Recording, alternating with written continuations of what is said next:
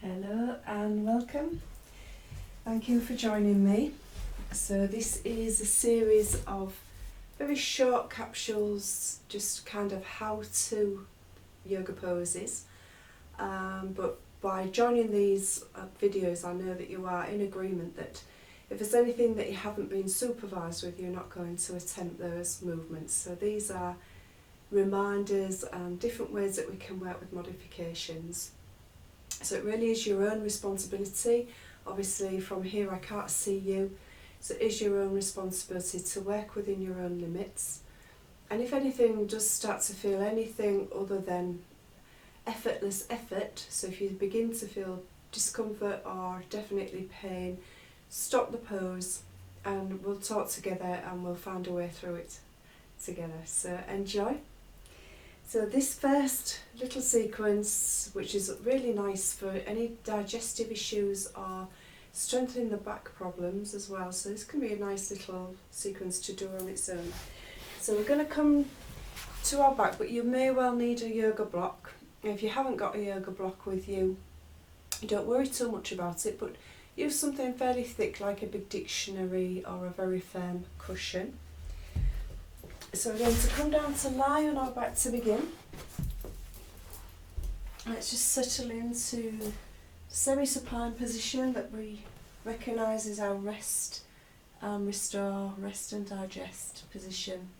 So our knees are bent, feet are on the floor with the knees looking up at the ceiling. And we're just taking our time to let the lower back drop down to the floor. So some of us can be quite arched.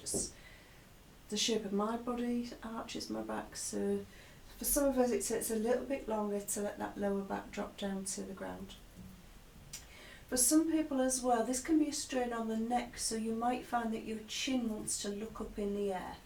So if you're finding that's a problem, just experiment, just tucking your chin down towards that notch between the collarbones.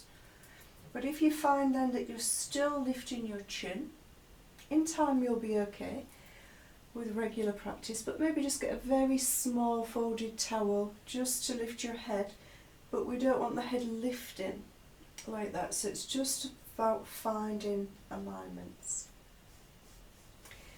And then we slowly press the lower back to the floor, keep the back in contact with the floor, and one by one bring your knees in to your chest.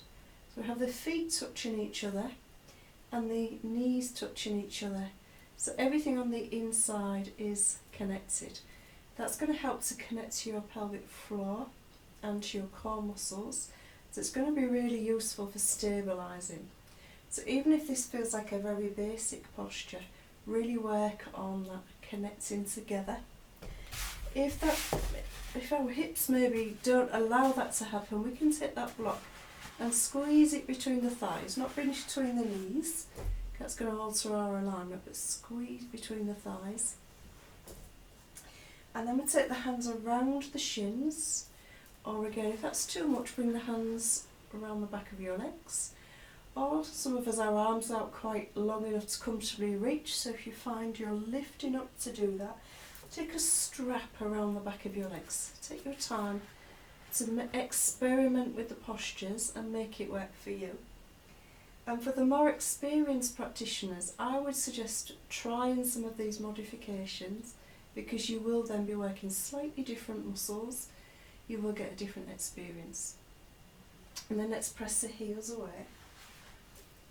And as we're breathing out, we're slowly encouraging the thighs in. And we want to feel that the thighs are really pressing into your tummy. And this is how it benefits us from a digestive point of view.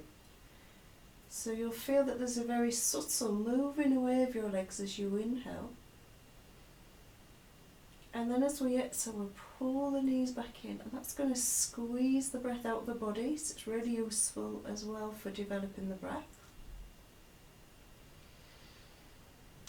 But there's that gentle then compression as you press your thighs into your belly.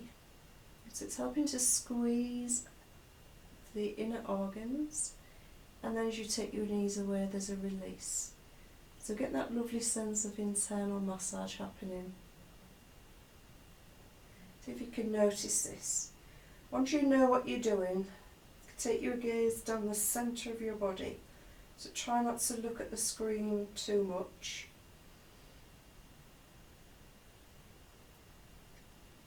And then we can draw the knees in and hold that position, but continue to breathe.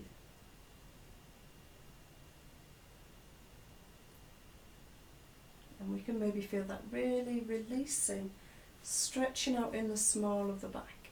So people that have that deep arch in the lower back that I mentioned that I have, it's called lordosis.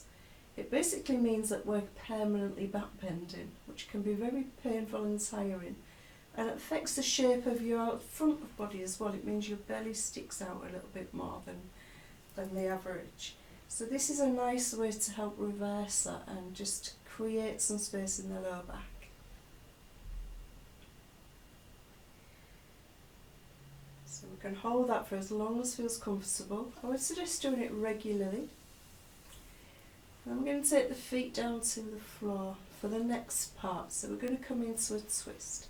I'm going to continue to hold that block between the thighs, because if we have a problem with what we know as the sacroiliac joint, so the lower back, kind of where your pelvis holds your back, connects to your back, twisting too deeply can be very straining on that joint. So that is also a problem that I have from pregnancy 20 odd years ago.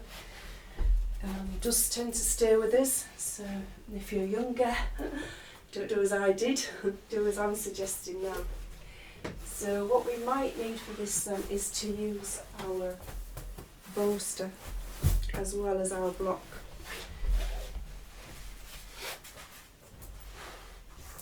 So you would have ideally a bolster on each side of the body, or a nice cushion, the height to suit your body.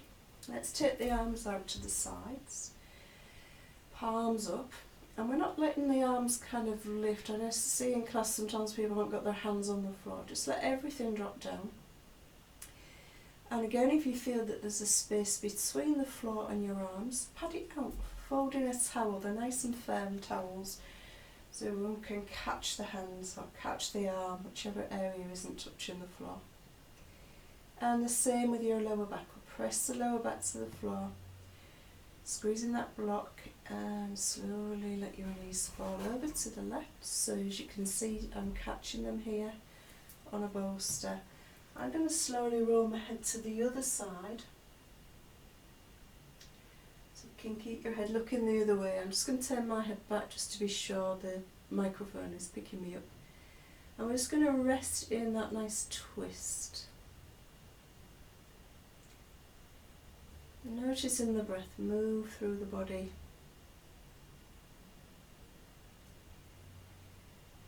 And as we exhale, just feel that you're gently drawing your navel back in the direction of your spine to deepen your out breath. And let your tummy just naturally expand as you take your next breath in.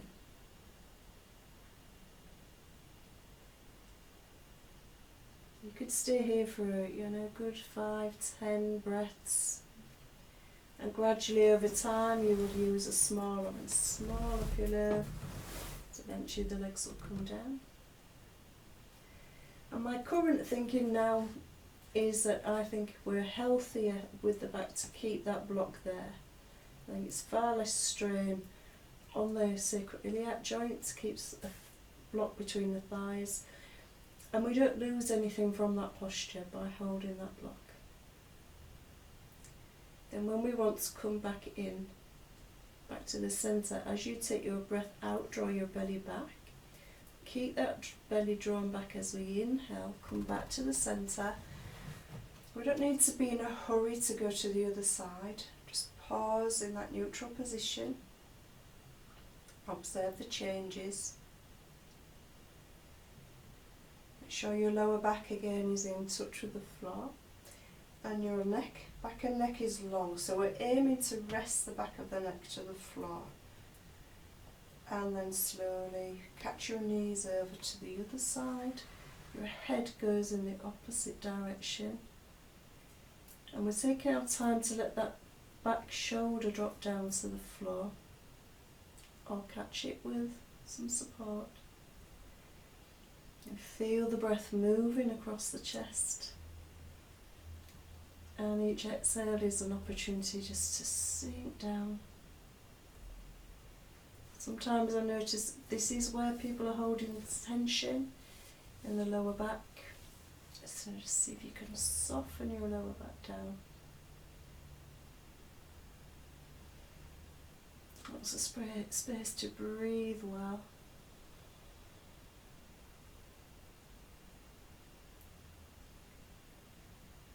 Stay longer if you want to, but as you exhale, draw your navel back. Keep it drawn back as you inhale. Slowly roll to the centre and observe those changes. And then you might like to come back. This is called Apanasana, or wind reliever. So the spine has been twisted. Now we're easing it back to neutral. And we can take that a little further, pressing the back to the floor, lifting shoulders and head, bringing nose to centre. Obviously not if you've found that too much, strain on the neck, or those with tummy troubles or blood pressure problems. And then we slowly roll back, shoulders come down, back of the head touches the floor. Feet rest down on the mats, arms come by your side, and let's just gently roll your head side to side. Make sure we haven't brought any unnecessary tension into the neck. And I'm still squeezing the block, rolling over to one side. So we never sit up. I see it quite a lot, particularly at the end of a class. After relaxations, people suddenly sit up. It's absolutely the worst thing that we can do for our back. Roll to your side, rest a while, then press your hands to the floor. Come slowly up to sitting so that you're in readiness for either getting on with your day. Feels quite refreshing, that movement, or if there's another sequence that you want to move into. Thank you very much. Let me know if you have any questions. Enjoy your safe practice. Namaste.